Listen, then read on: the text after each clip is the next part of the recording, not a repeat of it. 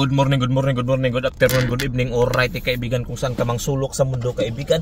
I wish you well. Welcome to the Parking University. Mag-storytelling tayo ngayon kaibigan. Okay, ipadaan natin to sa storytelling pero mayroon tayong matutunan na lesson dito kaibigan na ma-apply natin sa realidad ng ating buhay. Alright, simulan natin.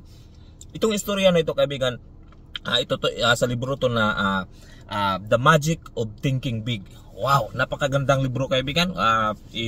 Kung mayroon kang makita mo sa internet, ma-download mo or makabili ka ng hard copy, napakagandang libro to. I wish na itong librong ito kaibigan, nabasa ko nung ako ay nasa 20s pa or at least mga early 20s or 30s kaibigan, kasi it could really change the way we think kaibigan. Napaka simple na libro, maliit lang, pero naisip ko kaibigan, nag-aral ko ng engineering, 5 years sa engineering, elementary engineering. So parang hindi ko naman inano yung education, but within this book lang kaibigan, parang mas marami pa akong natutunan dito na pwede kong ma-apply sa realidad ng buhay nung kaysa nag-aral ako ng 5 years sa engineering. Okay? So kasi ang engineering or any course na inaaral natin sa college, although it's preparation sa atin, but paglabas talaga natin sa totoong buhay kaibigan, most likely hindi natin yun magagamit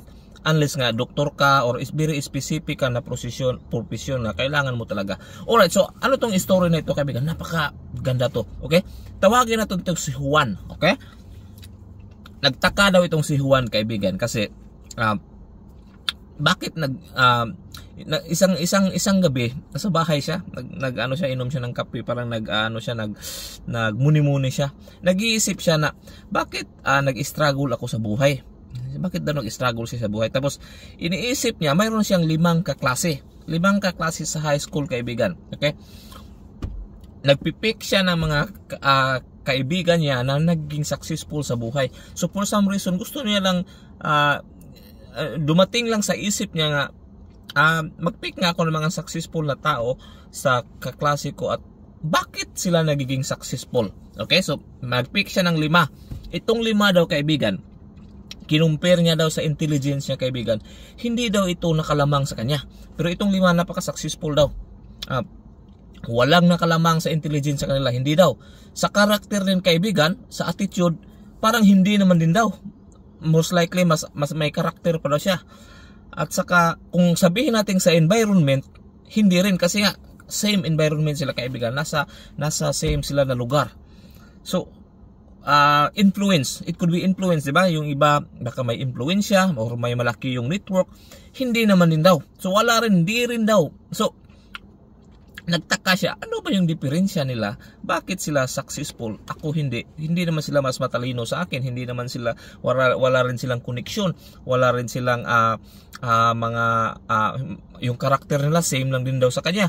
At saka yung lugar na brinot up sila, parehas lang din. Environment, kasi yung environment malaking factor din yun kaibigan eh. So ang napansin niya lang daw sa kanya is siya daw kaibigan is parang mayroon daw siyang fear. Mayroon siyang parang takot lang siya. So di niya alam yung ibang tao kasi di naman niya ma-assist yun, but sa most likely sa mga aspect na na-mention natin kanina, walang nakalamang sa kanya. Ang napansin niya lang sa kanya is matakutin siya, na may fear daw siya. So parang he sell his self short kaibigan. So parang ayaw niyang ayaw niya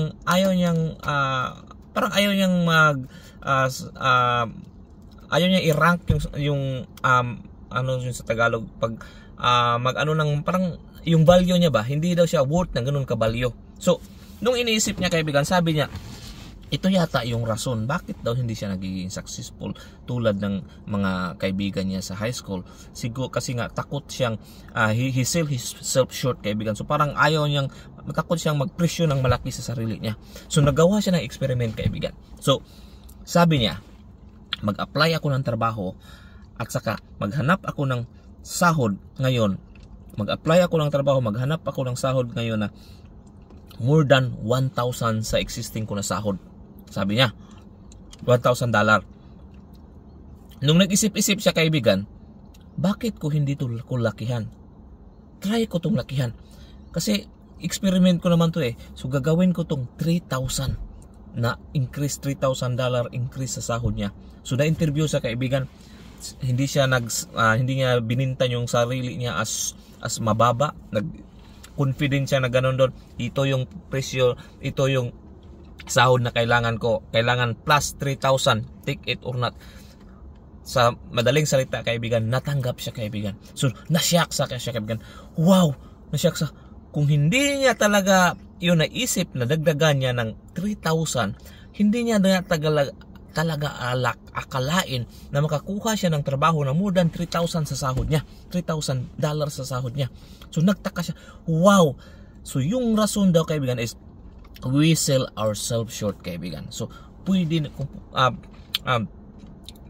parang nahiya tayo or takot lang tayong mag-push sa sarili natin na pwede pala yun. So doon kaibigan, after doon kaibigan, na-change yung mindset niya kaibigan, nagiging siya kaibigan, nag-improve din siya sa trabaho, mag-ano siya sa mga koneksyon. After few years, natanggal, na-dissolve yung kumpanya nila kaibigan, but he learned the skills. Okay, nakabuild siya tuloy ng business yata. So yun yung story doon. Yung ano lang natin na napupulot natin na lesson doon is kung hindi siya ng amount, bigger amount, kung he just sell himself short kaibigan, hindi niya alam na mayroon palang mag-hire sa kanya ng additional $3,000. Kahit pa daw lakihan pa niya ng lakihan pa, kaya niya pala. Ang kulang niya lang talaga is takot siyang mag-voice out, takot siyang magsabi na ganito yung worth ko. So pwede tayong pala kaibigan, na kung hindi natin i-limit yung potential natin, we don't know what we really are capable kaibigan. Wow! Hopefully may natutunan tayo ngayon dito sa Parking University. I wish you well. Close your eyes, open your arms, not your legs, and it's all yours. Peace, love, good health, abundance, all the riches in the world. So yun yan. Boom! Syakala! Nagkala-kala!